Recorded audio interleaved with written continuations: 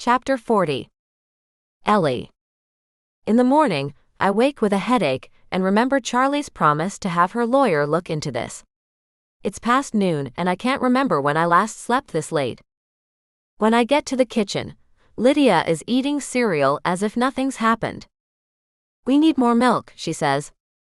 "Lydia, what happened last night?" I gratefully pour myself a cup of coffee. She shrugs. "It was just a mistake. You don't need to worry about it." "Don't worry?"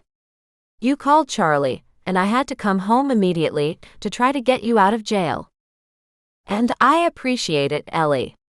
I really do." She sounds irritatingly calm. "I don't understand. What if this gets out? You'll have a criminal record. How can you not care?" "Because there is nothing to worry about." She pulls out her phone and shows me her Instagram feed. "See, nobody knows what happened." "Not yet, but they will, and then what? You'll be labeled a criminal for the rest of your life, and you know people will look at you differently." "That's not my problem."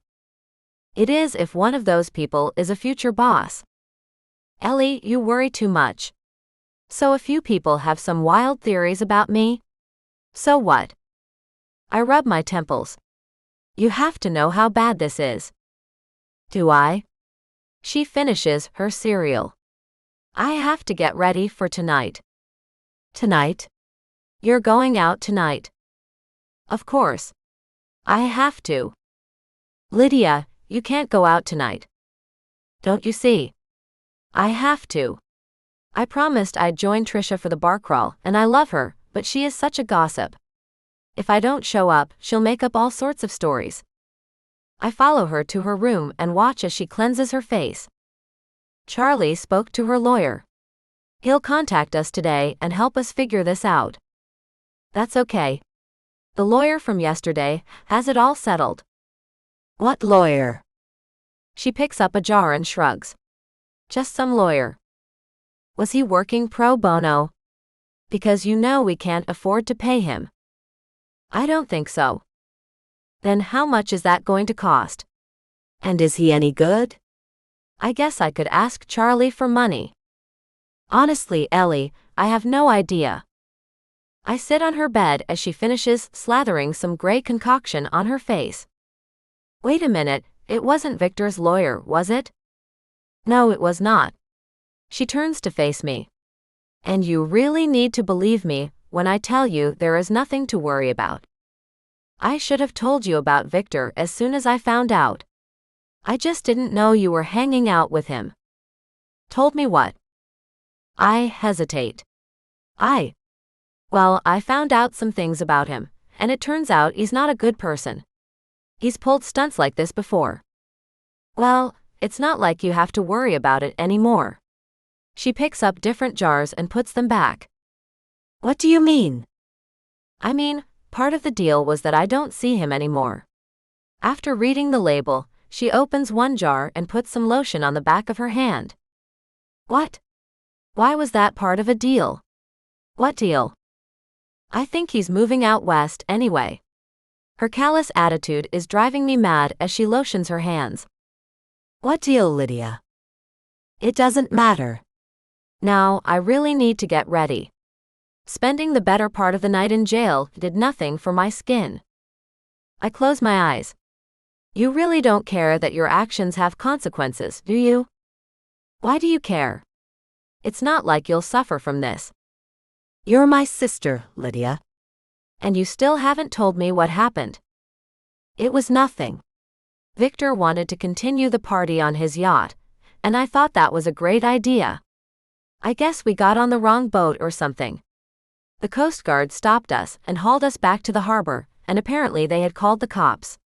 They took us to the station, and that was that." "Well, do you have to go to court? Did you pay bail? What happens now?" I want to be angry at her, but I can hardly blame her when I didn't even warn her about Victor. "Geez, Ellie, he took care of it." "Relax." "He? Who's he?" She falters for just a moment. "The lawyer." "You're lying."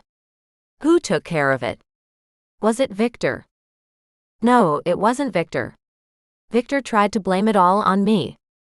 Asshole. That figures. So who? She takes a deep breath. I promised I wouldn't say. Tell me. Dylan Darcy was at the police station. Dylan? I have no idea why. I guess he knew me because Jenna and Julian used to date. Everything is spinning as Lydia works some lotion into her cuticles. I don't know what he was doing there, but he and his lawyer came back to see me. They asked me everything that happened, and then they spoke to the police and the owner of the yacht. I'm not sure what he did, but the owner dropped the charges against me and said it was all a misunderstanding. Just like that? My voice sounds foreign to me. I guess. But I really need to get ready now. Can we talk about this later? With a shake of my head, I get up and leave her room. It's been a crazy 24 hours, and I'm not sure my brain has kept up with it all. D was at the police station. But he had been at the ball when I left. And I got the first train out. He must have flown in. Just like that. I had been so wrong in my first impression of him. And then I had believed the things Victor said. I lay down on my bed and stare at the ceiling. I can't believe he would do something like that for me. For me. Or did he have some other reason behind what he did? How can I ever repay him? What he's done for us is incredible. I remember my thoughts and place a pillow over my head. I thought he was selfish and vain.